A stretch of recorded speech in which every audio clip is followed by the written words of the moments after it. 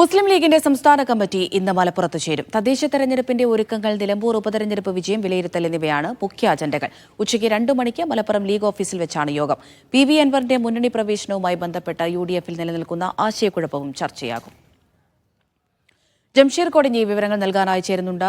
ജംഷീർ, മലപ്പുറം തെരഞ്ഞെടുപ്പിൽ അൻവർ ഒരു ഫാക്ടർ ആയിട്ടുണ്ട് എന്ന് തുറന്ന് സംബന്ധിച്ചിട്ടുണ്ട് ലീഗ്. കഴിഞ്ഞ ദിവസം നമ്മൾ പ്രതികരണങ്ങളൊക്കെ കണ്ടതുമാണ്. ഇനിയിപ്പോൾ UDF-ലേക്കുള്ള പ്രവേശനം സംബന്ധിച്ചുള്ള കാര്യങ്ങളാണ് അറിയേണ്ടത്. ആ വിഷയമൊക്കെ ഇന്നത്തെ യോഗത്തിൽ ചർച്ചയാകുമോ? തീർച്ചയായിട്ടും അമൃത, മുസ്ലിം ലീഗിനെ സംബന്ധിച്ചിടത്തോളം കഴിഞ്ഞ ദിവസം തന്നെ ET മുഹമ്മദ് ബഷീറും അതോടൊപ്പം തന്നെ MK മുനീർ ഉൾപ്പെടെയുള്ള ആളുകൾ അൻവർ ഒരു ഫാക്ടാണെന്ന് സമ്മതിക്കുന്ന തരത്തിൽ പ്രതികരണങ്ങൾ നടത്തിയിരുന്നു. പ്രത്യേകിച്ച് അൻവർ 20,000-നടുത്ത് വോട്ടുകൾ നേടി. അത് ചെറുതായ ഒരു കാര്യമല്ല.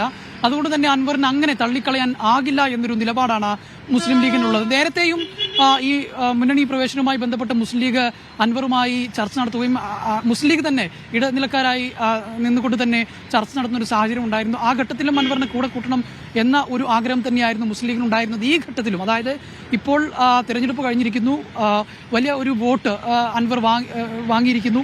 ഈ ഘട്ടത്തിൽ അൻവറിനെ ഒഴിച്ചുകൂടാനാകില്ല, കൂടെ കൂട്ടണമെന്ന ഒരു നിലപാട് തന്നെയാണ് മുസ്ലിം ലീഗ് നേതൃത്വത്തിനുള്ളത്. ഇന്ന് നടക്കുന്ന യോഗത്തിലും അക്കാര്യം കൃത്യമായി ചർച്ച നടക്കുമെന്ന് തന്നെയാണ് നമുക്ക് മനസ്സിലാക്കാൻ കഴിയുന്നത്. പ്രതിപക്ഷ നേതാവ് ഉൾപ്പെടെയുള്ളവർ അത് അടഞ്ഞ അധ്യായമാണ്, അല്ലെങ്കിൽ ആ വാതിൽ അടച്ചു എന്ന് പറയുമ്പോഴും മുസ്ലിം ലീഗ് അത്തരത്തിൽ പറയാൻ തയ്യാറല്ല. മാത്രമല്ല, പ്രതിപക്ഷ VD സതീശന്റെ ആ പ്രതികരണത്തോട് മുസ്ലിം ലീഗിന് അതൃപ്തി ഉണ്ട് എന്ന് തന്നെയാണ് നമുക്ക് മനസ്സിലാക്കാൻ കഴിയുന്ന ഒരു കാര്യത്തിൽ. ഈ വിഷയത്തിൽ, അല്ലെങ്കിൽ ഏത് വിഷയമാണെങ്കിലും രാഷ്ട്രീയപരമായ വിഷയങ്ങളിൽ അങ്ങനെ ഒരു അടഞ്ഞ അധ്യായം എന്നൊന്നുമില്ല എന്നുള്ളതാണ് മുസ്ലിം ലീഗ് നേതൃത്വം പറയുന്നത്. പരമാവധി ചർച്ച നടത്തി കൂടെ കൂട്ടുക. കാരണം വരാനിരിക്കുന്ന തദ്ദേശ സ്വയംഭരണ തെരഞ്ഞെടുപ്പ് ഉൾപ്പെടെയുള്ള തെരഞ്ഞെടുപ്പുകളിൽ UDF കുറച്ചുകൂടി ശക്തി പ്രാപിക്കേണ്ടതുണ്ട്, ഒന്നും കൂടി കെട്ടുറപ്പാകേണ്ടതുണ്ട്. അതുകൊണ്ട് തന്നെ കൂടെ നിൽക്കാൻ കഴിയുന്നവരെല്ലാം കൂടെ കൂട്ടി മുന്നോട്ട് പോകുക എന്നൊരു നിലപാടിലേക്ക് തന്നെയാണ് മുസ്ലിം ലീഗ് പോകുന്നത്.